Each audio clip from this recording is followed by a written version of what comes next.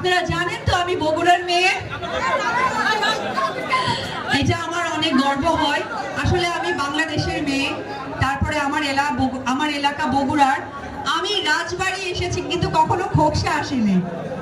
আমার এই প্রথম আসার সুযোগ হয়েছে, তার জন্য স্পেশাল ধন্যবাদ জানাবো আমার এবং আপনাদের সকলের প্রাণপ্রিয় বড় ভাই রিপন ভাই। এবং রিপন ভাইয়ের জন্য একটা করতালি চাই। রিপন ভাই আপনাদেরকে সেবা করতে চাই।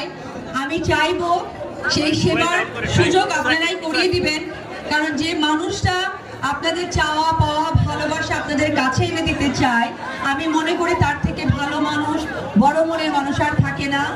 আমি এই খোকসাবাসীর পক্ষ থেকে রিপন ভাইয়ের অনেক দীর্ঘায়ু কামনা করি।